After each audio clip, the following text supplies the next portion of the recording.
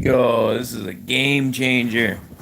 I didn't realize I could live stream here. I'm not sure when this feature got updated last.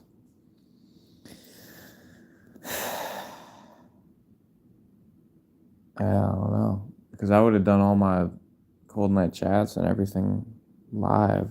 That would have been so much better. Which camera is this? Front facing, back facing? Okay, so that's that way. Okay. Cool. Well, yeah, I don't really have anything planned right now. I just wanted to see if this actually works, but I'll give it a minute, see if anyone joins in. Where's the chat? Is this the chat? I can start a poll?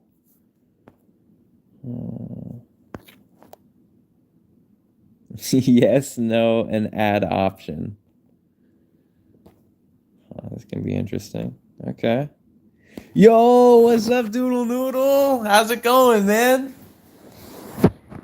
Dude, it's been forever, yeah. I didn't know I could live stream this whole time, apparently. I would have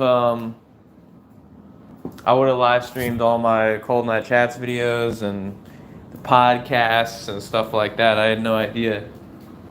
Because I don't edit any of my stuff anyway.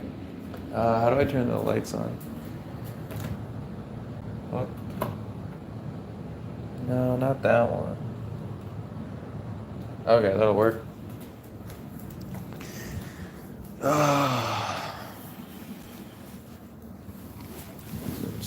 There it is. Yeah, I don't even remember the last time I did a live stream. Never been very good with cinematography. Orientation is, yeah, okay. Well, rotate device back, because the guy would be able to see the chat.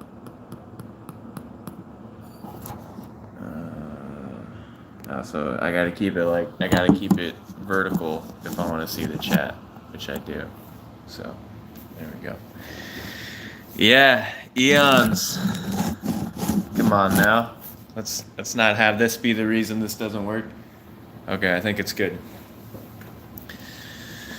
Yeah, I really didn't know that I could still live stream. I was just fiddling around with the settings because it was a video that I was trying to upload and it failed. I was gonna upload. Well, I don't know what happened actually to all my old podcasts. The House Poddy from the Pine Hills era that used to be on a separate channel, and the channel got deleted. I don't know how that happened, but I went to look for it one day, and it was gone. And I can't even see it on my end, so it's as if it never existed, which I know it did for a long time.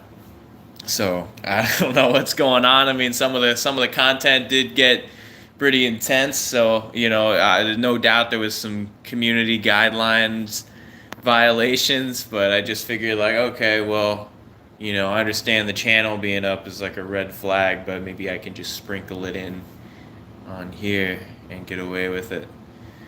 And I got a few episodes. I got 5 or 6 of the original House Potty episodes on here from Pine Hills with Phil and Chris and that whole gang that I used to live with. It's probably not the... Probably pick a different word, the crew I used to live with. But yeah, so then I kind of continued doing that into when I moved here. I would invite people that I knew a little bit. Like I would kind of size them up and see if I thought they would be entertaining enough, or we'd be able to click enough for the podcast. But I didn't want it to be people I knew really well, because then it wouldn't be I don't know. It just feels weird at that point. I think a podcast should be someone that you know a little bit, but not a lot, So watch some of your Yeah. Have you not seen any of the podcasts? I mean, the original ones from when I was 15, those are really cringy. I mean, a lot of them got either lost or moved to unlisted or whatever, but some of them are still up there, and yeah, I wouldn't those haven't really aged very well. But the when I rebranded, I think House Potty is when I rebranded because I didn't do any podcasts for. I mean, I was a guest on other podcasts, but I wasn't a podcast host for several years. Vicinity of Infinity, yeah, that's what it was, which is a cool concept. I mean, I did that one alongside Tales from the Fifth Dimension, which has aged significantly better. That's still one of my proudest series to this day. Tales from the Fifth Dimension, and I never made that documentary though. I really wanted to make that. Gives you 15. Yeah, not everyone did, and I never wanted to tell anyone my age too, because that's always something that I was like insecure about. I guess whenever I was like under 18 and then under 21, I was like I always wanted people to assume that I was in my mid 20s because then they respect me more or something. But now I realize as an old wise man that those aren't the things that are important in life. And if someone doesn't respect me because of my age, then I ain't got time for that anyway. So, if I remember correctly, you're a few months older than me. Well, how old are you? I just turned 21 2 weeks ago.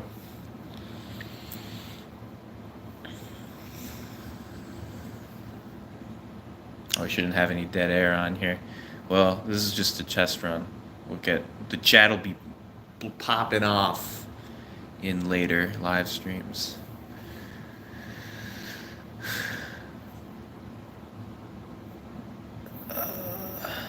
Really, never mind. Way more than a few months. Okay, so you're less than that. Okay. Yeah. Turning 19. Really? So when you first found my channel, you were like, what, 12? 12 or 13? That's crazy. Oh, man. All right. Well, congrats. I mean, to me, it's really like, it's more about the mental age than the physical age, you know? Like, obviously, there's some differences, but for the most part, so once you have a certain level of self-awareness, it's not like you get more sentient with age, you know? You just kind of like, once you're aware of your surroundings and how things work and psychology and stuff like that, it's pretty much just from there, it's just experience. That's really the only difference of getting older is just more life experience. But some people age quicker because they have more life experience earlier on and other people don't. So that's really what makes the difference. Once you get past a certain, probably like 15, 16 years old, something like that, from that point on, it just kind of, that determines your mental age is just life experience and kind of which avenues you choose to pursue. So I just happen to have a jam-packed life so far and continue to just live a very jam-packed life. I was not a very mature 13-year-old, though. He was painfully out. Well, what 13-year-old is mature? Come on. I definitely wasn't a mature 13-year-old. Like, I was 15 when I started my channel, and I was still cringy as fuck back then, So, like, if I would have been earlier, yeah, you wouldn't have wanted to see what I would think would be good content when I was 13. But I can say yours is significantly better. Is it better than mine now? Well, I wouldn't. I'm not gonna comment on that. But was it better than me at the time? Or me when I would have been 13? Yeah, absolutely. I mean, I had ideas in my mind. Like, I had some good ideas, but I didn't really know how to execute them. So if I would have tried, it wouldn't have gone well. But no, I think the least mature kids are the ones that think they're the most mature, Like, it really all goes back to Proverbs. The man who says he can see is the one who's blind, and the blind man, or vice versa. So if you say that you can see, then it means you're blind. I don't know shit. I don't know what's going on. Like, I don't claim to, have answers or anything. So You know, I'm just along for the ride.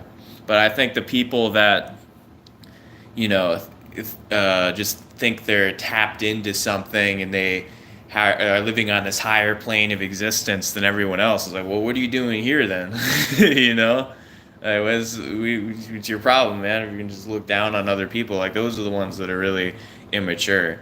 But if you're just like a person and you're just living life and you know, is just be humble. I think is an important important lesson. Like there's a difference though between being humble and being self-deprecating, which I think is a trap that a lot of us fall into. You know, myself included, at different periods where we feel like in order to not come across as narcissistic or pretentious that we have to be relentlessly self-deprecating, and that's equally unhealthy, if not more so. People stroking, there you go. Yeah. And that's, you know, that's just that's what a lot of culture is, you know. If you think about the reasons that people want to be famous, it's mostly something to do with ego. And a part, I mean, I really wanted to, like, pictured myself as an adult being famous when I was a kid. And there's still a part of me that thinks that would be cool, but my self image has definitely changed and evolved over time. Or the image of my ideal self has changed over time.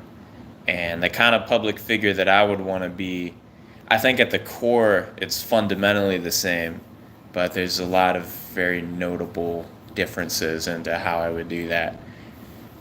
And then there's other parts of me that just don't want to do any of that. I just want to live a quiet life away from everyone and do my own thing. So who knows what the future holds for me?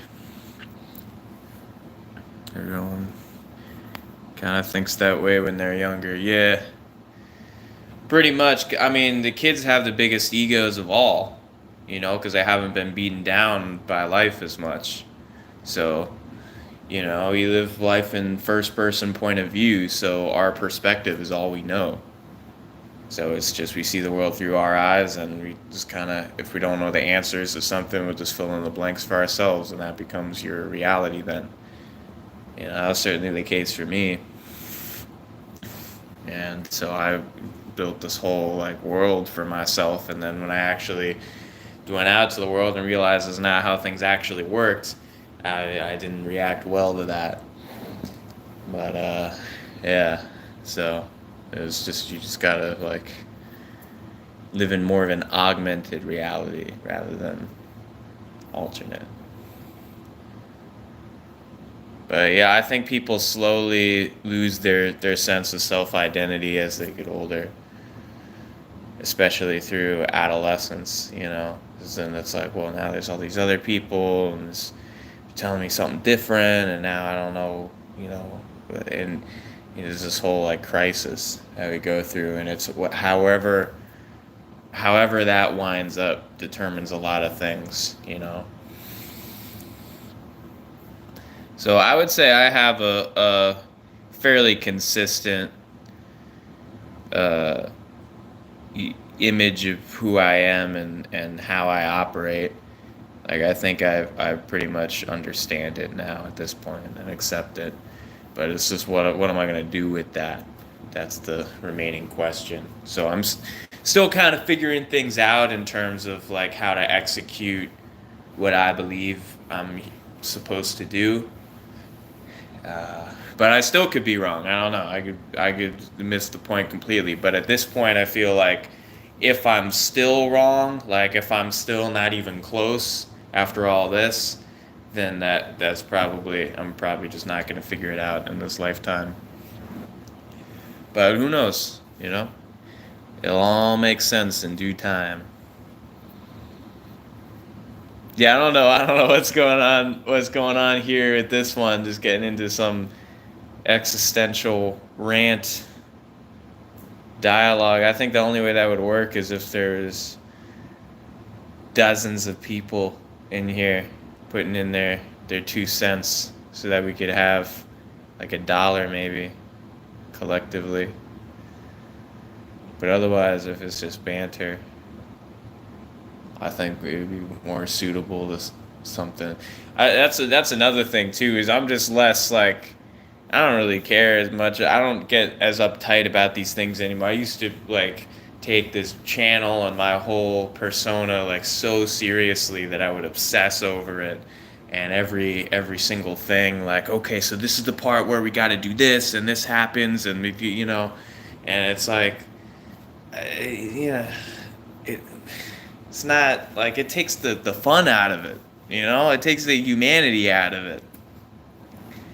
Whatever happened, if it sucks, then don't watch it. But what else am I gonna do? There's only one way to find out. Yeah, exactly. So, so I make no apologies for anything anything that happens, or I make no apologies, except exceptions apply, or whatever the thing is on the coupons with the asterisk. Terms and conditions apply. So very, very few things that I apologize for. Only very specific circumstances can you get an apology from me these days.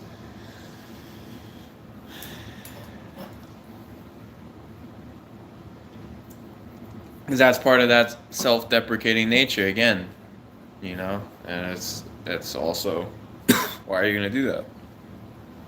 It's like, nah, man, this is the way it is. But for real though, what else can we talk about? How about this? I gotta go pee, which I should have done before I started this. I'll be back in about 30 seconds. Actually 40, because I'm getting the lengthier scrub in with the hand washing, and then when I come back, I'll catch up on the chat and see what topics have been brought up. So let's get some background noise. You'll probably hear the flushing and the faucet, and well, maybe you won't. I don't know. We'll find out afterwards. That's the fun of it.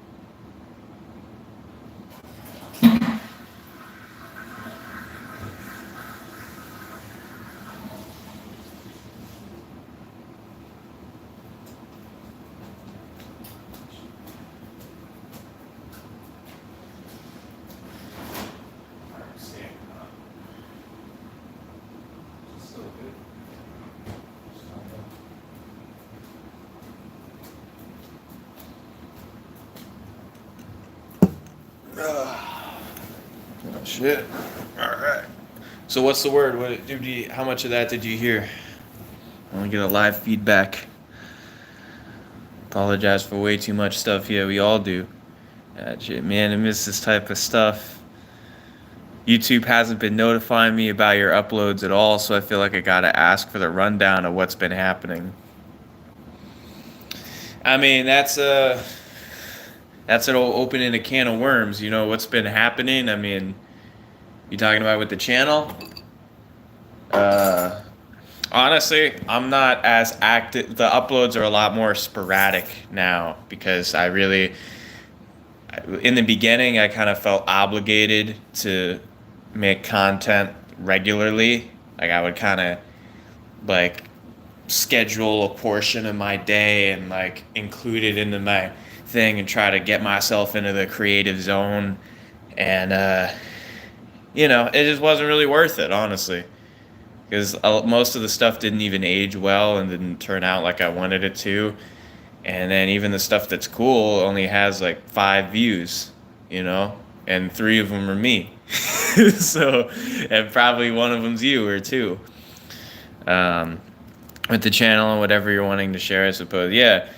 Well, I mean, the channel you could pretty much catch yourself up. It's not that hard. You can just scroll through the videos, but I haven't really done as much of the like off the cuff, abstract or comedic things that were kind of I want to say my signature style when I started out, just because it hasn't been like authentic. I don't know. It's just a different lifestyle. Because when I started the channel, I was 15. I was living with my parents. I was still in school. Uh, I would record my videos late at night when I was up by myself and everybody else was sleeping. And we lived in this big house. And I was kind of just dabbling and just figure it out. I was just starting to play guitar. I was just starting to write.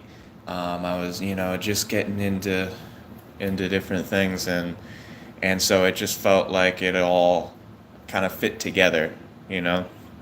And then as I've gone through the different phases in my life, then I started working. Uh, well, I guess that was like 3 years in it. Yeah, the first couple of years though, it was pretty consistent uploading and pretty stable content, I would say. Where it really started getting spottier is after I got a job, and I was working. I mean, I was a hard worker right out the gate. They put me on overtime like 2 months in. I was working in fast food, and that kind of really took a lot out of me for a lot of reasons. But that was my first like introduction into like the adult world. Because I would get up and go to work and work for 8 or 10 or 12 hours, and sometimes I'd have stuff to do. I'd pick up groceries for the family, or I'd run errands, or I'd have to get gas, or to go to the bank, or whatever.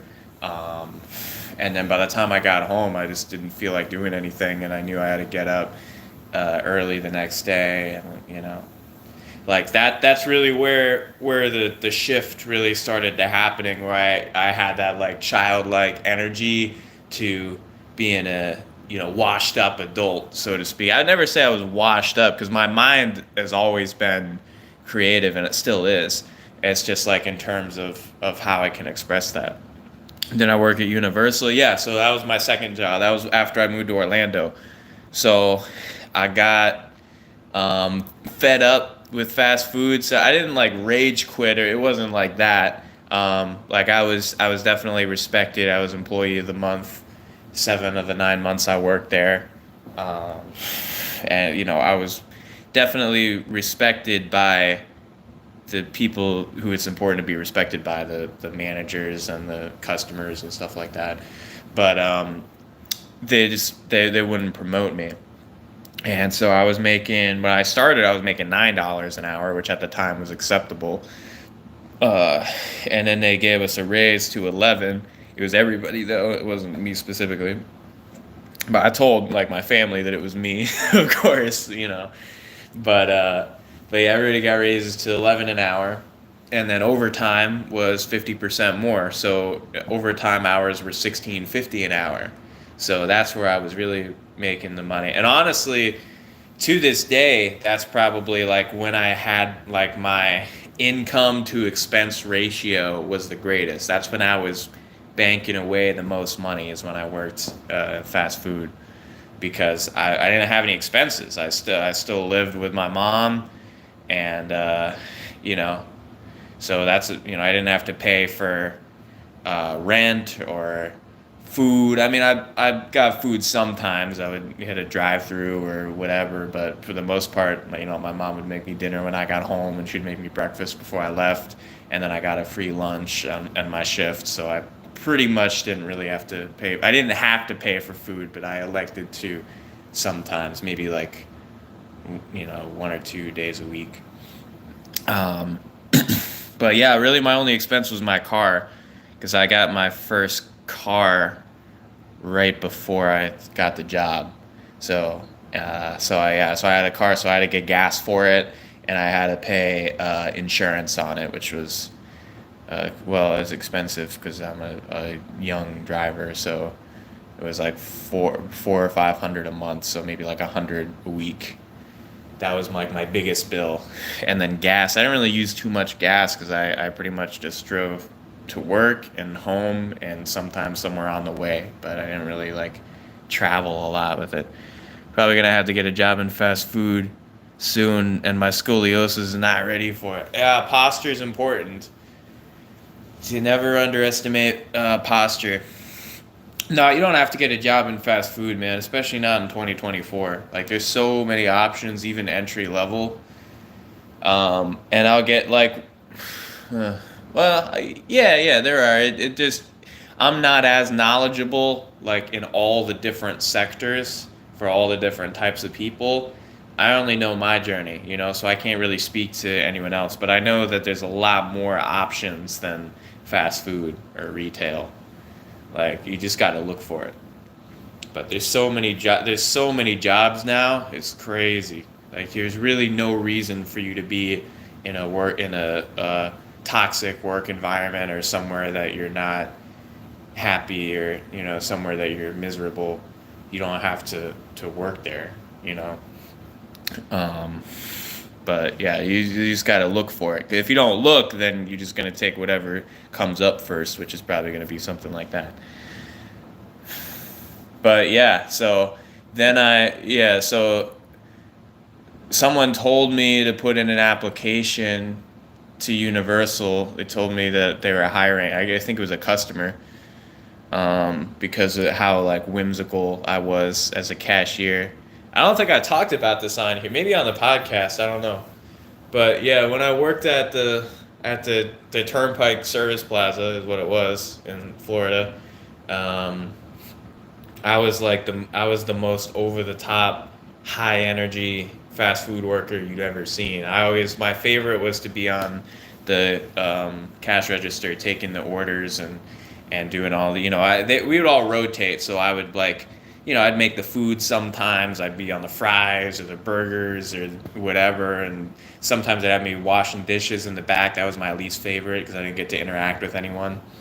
Um, but yeah, I always liked the customer interaction. And so people would compliment me all the time on that. Like, wow, I would make people smile with my ridiculous, I had a joke for everything. I had like a pun for everything and alliteration, and just the way that I talked was very theatrical, how I would project my voice and emphasize things. Like, it woke people up. They weren't used to that. Because usually when you go to a fast food restaurant, it's just like some 16-year-old stoner that hates their life, and it's zero enthusiasm.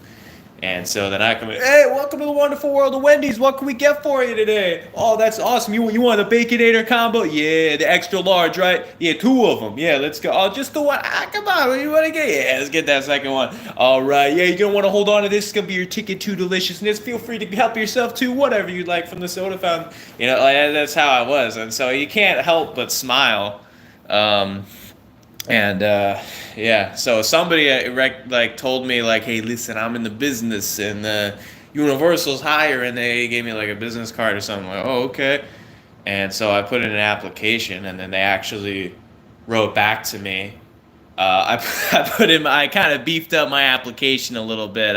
I made up a title that doesn't exist, which is not a crime. It's only a crime to impersonate an actual person. I said I was the director of food and beverage operations for the Florida Department of Transportation, which sounds, I can't believe, because it sounds legit if you pull it off right, but it's such a ridiculous concept that they have that the Department of Transportation has a food and beverage operations department or subdivision. And I'm the head of the director of that. It's my first job ever.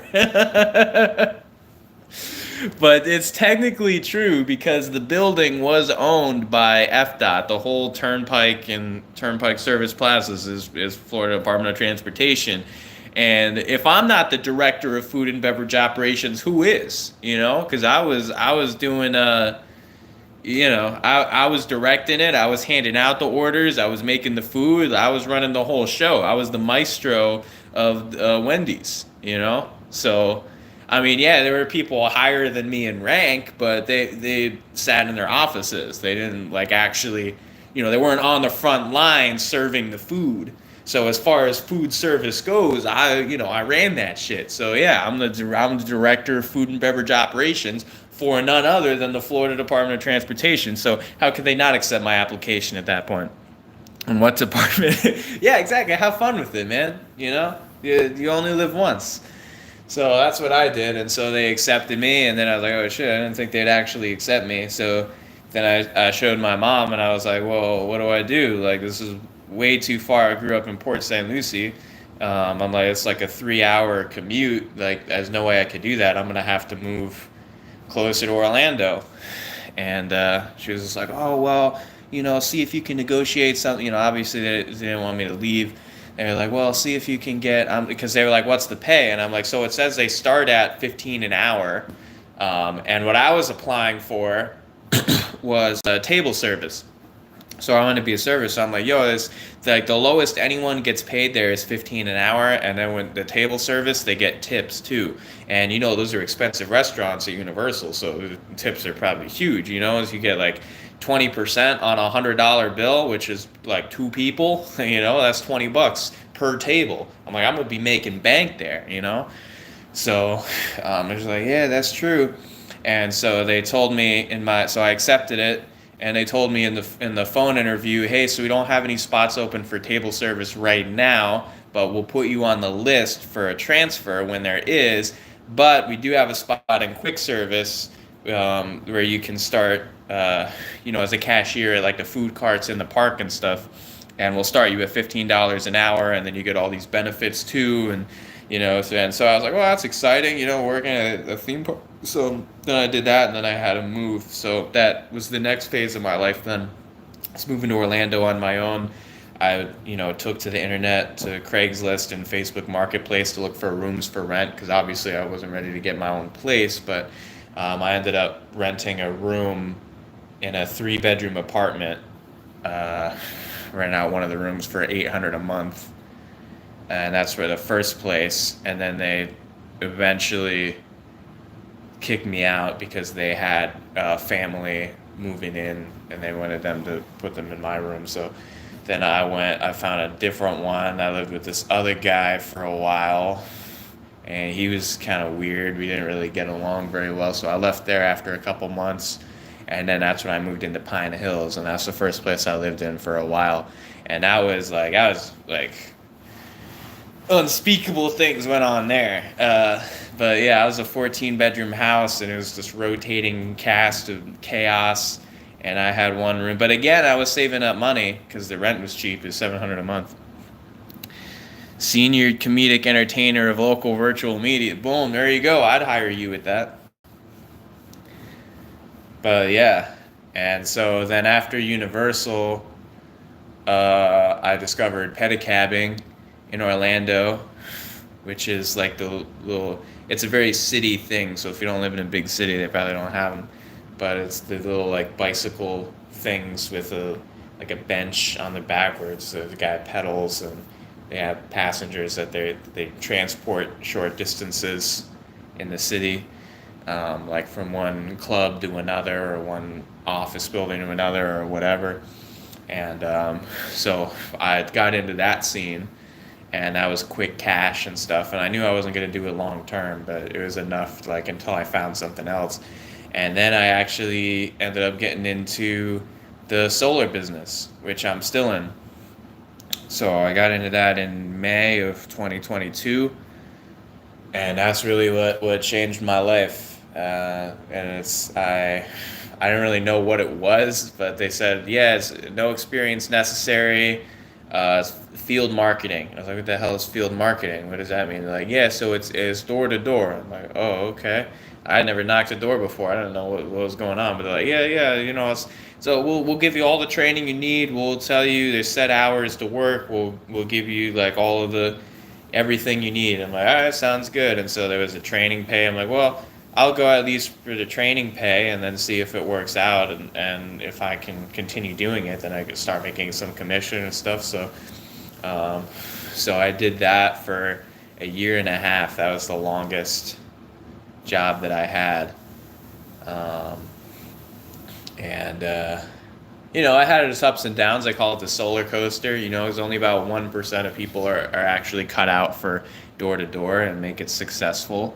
And then Florida is one of the toughest markets, and then solar is one of the more complex things to sell anywhere, much less in a market like Florida. So, it was tough for never knocking a door before, but eventually I figured it out, and I climbed the ranks because just because of my work ethic, I was relentless. I never took any breaks. I was the first one there, last one to leave. I did whatever it took. I was constantly calling people, asking for advice, taking notes in the meetings, like everything. And so eventually I was climbing the leaderboards, and it's very competitive, which also motivated me. And I got to be a team lead there, and then I was a team lead for about like 6 months, and then I got promoted into direct sales, which is in outreach, which is field marketing, what I started in. All we do is set appointments. So we knock doors all day, every day, and set as many appointments as we can. And then as long as the homeowner confirms the appointment and sits down with the sales rep, then we get paid as outreach. It's called a demo. So we get paid for demos regardless of the outcome, regardless on whether they actually sign up with us or whatever. So I thought that was pretty cool. So I got promoted then to direct sales, which means I'm the one actually showing up to these appointments. So they, of course, make a lot more money, but it's commission only. There's no base salary. There's no like hours. You just do your own thing, but they put you on a shift. They give you all the appointments that outreach sets, and then they assign certain ones to you based on area and schedule and stuff like that. So, but they didn't start off giving me appointments. I started off knocking my own doors and doing my own thing and getting self-gen deals where I would knock on the door, and then I would set my own appointments, and I would go to those appointments, and then I would close them myself and do everything myself. And then once I got some of those, then they started giving me some of the outreach leads, and now I do both. So I got promoted in right at the end of last year, like right January 2024. So now I've been a solar pro for 4 months. And I'm still figuring that out too. I'm still getting used to it, but it's definitely like when I look back, I've come such a long way in the last few years. Like since like when I turned 18, I was still working at Wendy's. So in the last 3 years, I've put in probably like 15 years of life experience. No joke, like no exaggeration. As literally just with all that I've like everything that's happened, everything I've gone through, like because it all ties together. Each chapter of my life, there's so much involved. So that's catching you up to speed. So that's where I'm at now. So, if you know anyone, I know at 19 you're probably not a homeowner, but maybe your parents are, or maybe your neighbors, or maybe someone you know. So spread the word. Then again, I'm not sure what state you live in, but if you know any homeowners in Florida, Maryland, Delaware, New Jersey, Pennsylvania, New York, Rhode Island, Connecticut, Massachusetts, or New Hampshire that you believe would qualify and are interested in taking control of their electric bills, just let me know. Send me an email or a message, and I'll get in contact with them. And you get $1,000 referral bonus when they do it. So easy money.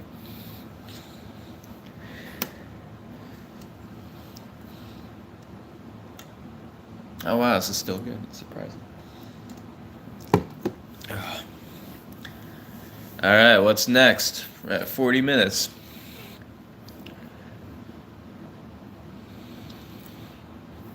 Oh, I got this squid too. That's what I keep looking over at. He's our designated note taker. So, yeah, never mind that.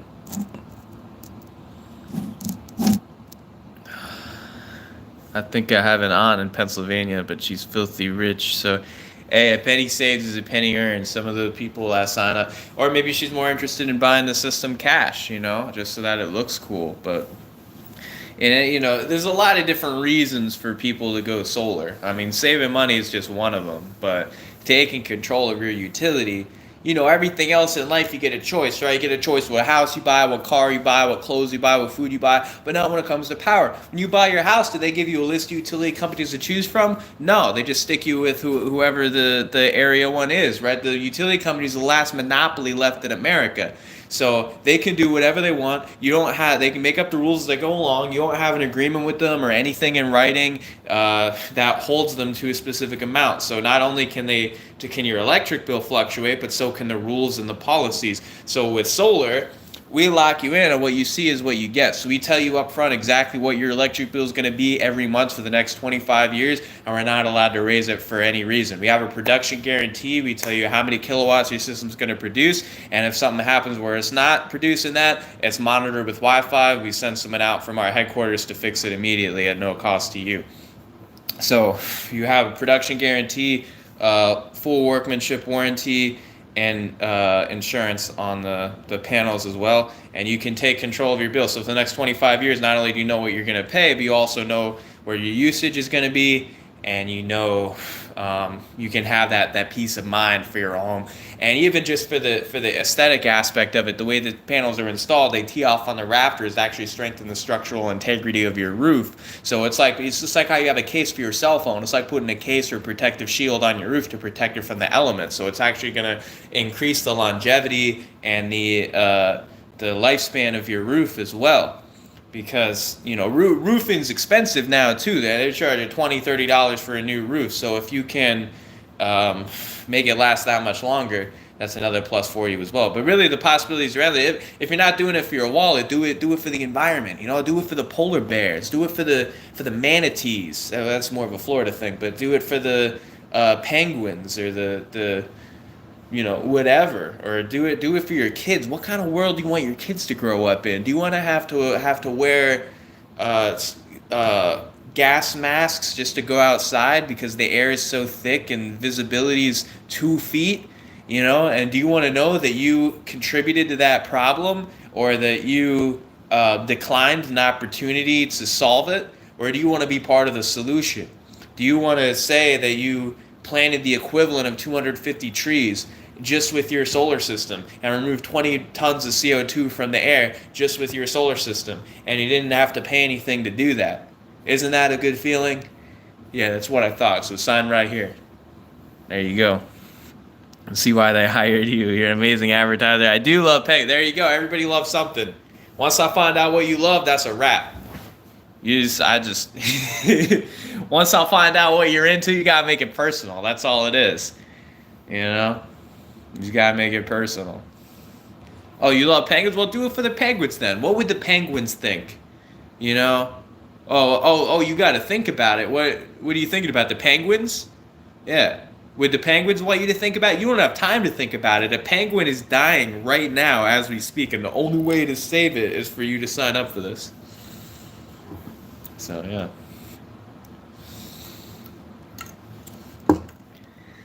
Now, there's different things. But yeah, everybody knows somebody. That's the key. Master the human mind. I knew all those college classes would pay off for something. It's crazy though, because I never would picture myself doing anything even close to this. I didn't even know that this existed. I didn't know anything about the door-to-door industry or home sales or anything or solar. there's still parts of it that I don't understand, but I know enough of it to like answer the common questions and stuff. But yeah, no, this is never what I would have pictured myself doing, but I'm happy.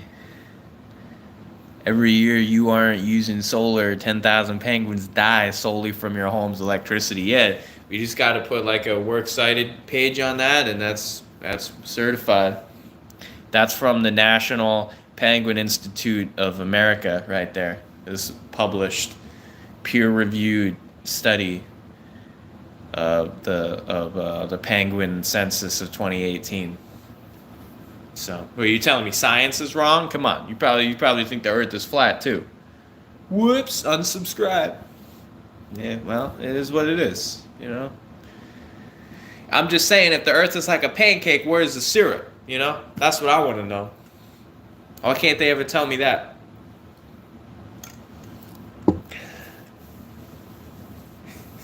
What is that? Look at that. Someone got the squid over here. All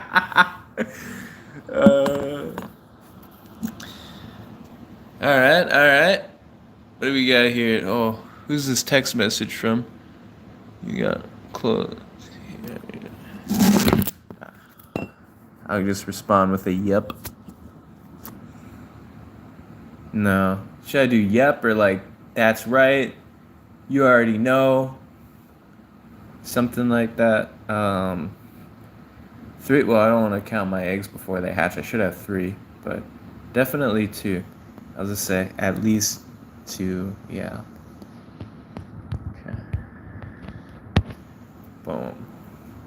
Very well thought out response there. Okay. The syrup is the ocean and we're the chocolate chips. Forget flat earth theory, I'm on the pancake earth theory. Well, it's really all the same when you think about it. Have you ever seen a round pancake? So that's the analogy that's being presented there with the flat earth argument. It's the pancake. It's the pancake earth theory.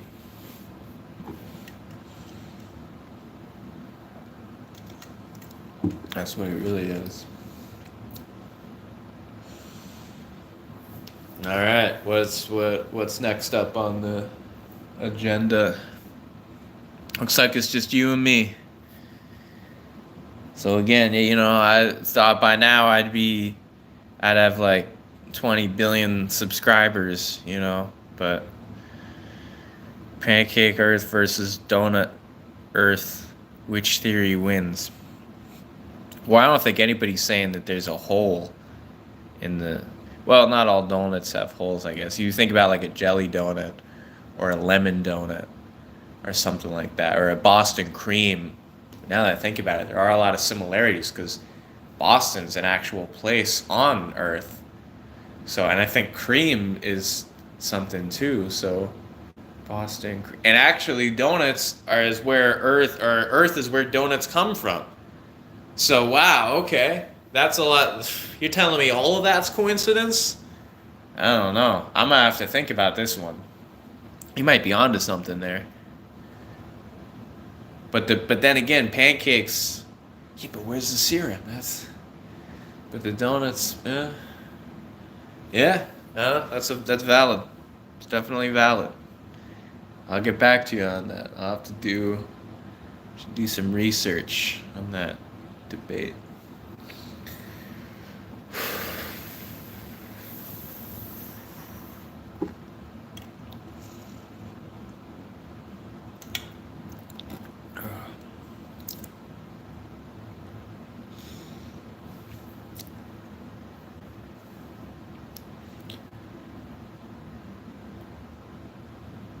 See, I'm fine with silence. I don't have a problem with silence, but I know it's not proper YouTube etiquette to keep it in. But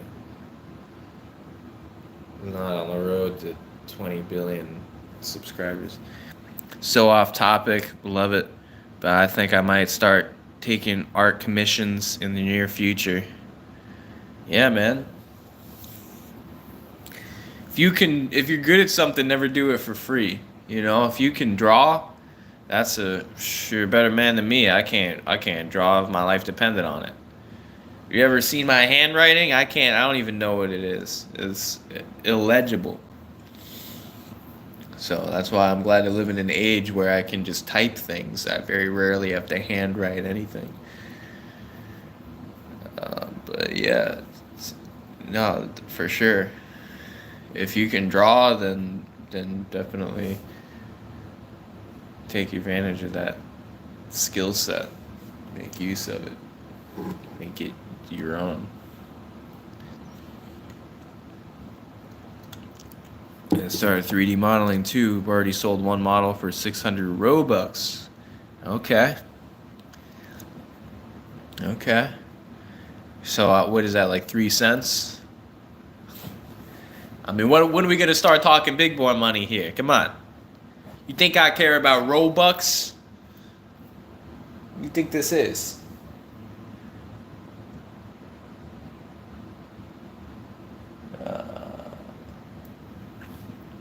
But yeah, I don't know. It's a lot more than that. 3D. When are you gonna start 5D modeling? $8? Oh, that's not bad actually. That's like almost an hour of working in fast food. And I bet it didn't take you an hour to draw that. Well, I hope it didn't. Man, you might be in the wrong industry, man. You could be flipping burgers right now and triple your income. Yeah, I mean, just definitely know your options when it comes to entry level jobs. I mean, where I lived, there wasn't really a whole lot going on. But if you're willing to travel and make a few changes, you can get some pretty cool opportunities.